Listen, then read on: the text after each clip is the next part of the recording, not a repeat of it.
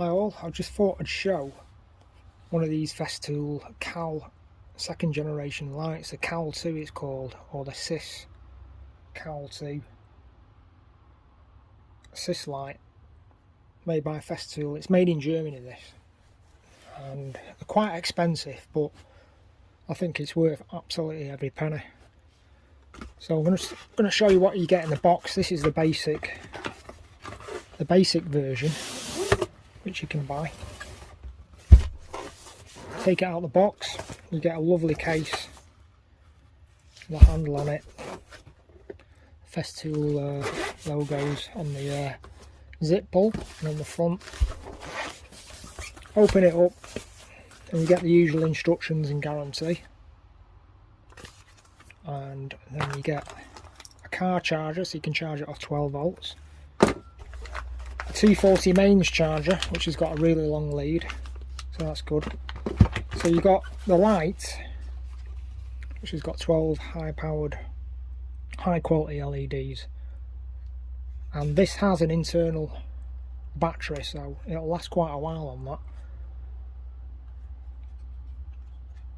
So that's what it looks like. You've got your charging point there, so you can charge in your mains off your car or off your 240 volt, which is great. The other third option is you can pull off the back, and then you can add an 18 volt, any type of 18 volt battery, Festool. So if that battery fails or it runs out and you need light again and you can't get to a charger exactly, you can just put on a battery and off you go again. Or you can use a fully charged battery. When that runs out, it'll swap over to the internal battery automatically. So the runtime on it is really massive if you've got a 5.2 amp battery. It's really good. I'll put on that back again. On the back you've got a pull-out hook with a ball joint, so you can put that on scaffolding, etc., or anywhere else, ladders, etc.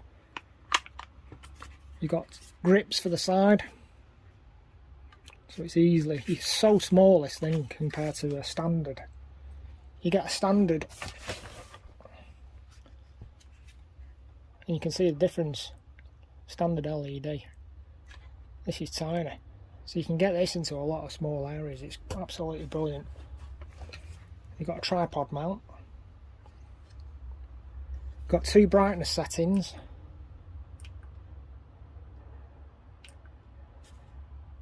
you've got a charge indicator, then you've got a 10% light angle, because you've got different angles on each side. Got 10%,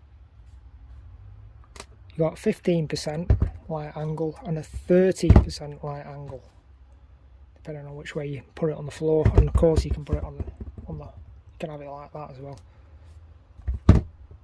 Absolutely amazing. So the other really good accessory you can buy for it is the ball joint, the magnetic high powered ball joint adapter.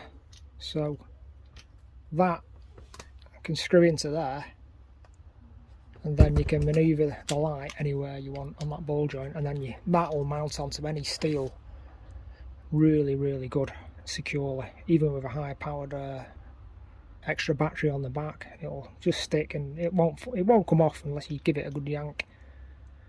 And then the other option is you can put a Festool clamp through that section there, and you can clamp it another way. If there's no magnet, no steel around, you could probably mount it a different way.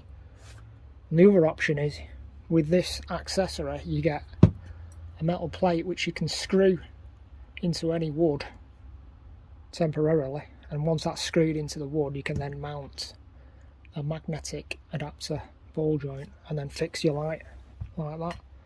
Really good.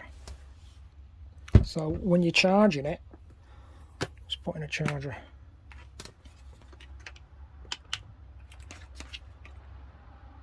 Switch on the charger.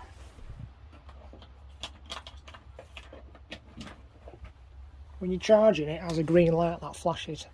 When that goes solid, it's fully charged. When the light runs out of charge on the internal battery, it'll go from high power and then it'll switch to low power mode to give you an idea that battery's running out, and plus the light will start flashing as well. I can't remember what colour it flashes, but it gives you an indication that it's going to run out. But it's a highly versatile light. So it's got an emergency backup mode as well, so if you press the power button while you're putting in the 240 mains adapter, now that's in emergency mode. So when it's in emergency mode you get a flashing amber. So if the lighting fails on the building where you are, that will automatically power up. So I'll pull out a transformer now, and that powers up, and it powers up in low power setting. So it uses, so you get a long duration out of the battery, and that's great. And in low power mode, I'm filming it 60 frames a second, so in low power mode you'll get a light flicker, as you can see. But if you put it into high power mode, you don't get the light flicker. So that's what I use for filming on my model railway, because I use this particular light on my model railway. I use it at work as well, it's great. So all in all, it's a highly versatile light, which can't recommend enough. It's just brilliant. I've used them for about 6 years, this particular light, which is the one I've been using for 6 years, is that one, and it still looks really nice. No problems at all, still works, no problem at all. Anyway, just thought I'd show that, and I'll show you how I mount it on using it on the model railway as an example. Right, on the model railway, I've got these metal trusses that run the entire length of the attic, so I can just connect that anywhere I want and then adjust it accordingly. Switch it on, start filming for extra light. It spreads, the light spreads across quite well. It's got a good light spread. Well, anyway, that's it. Just thought I'd show that. One of my favourite tools.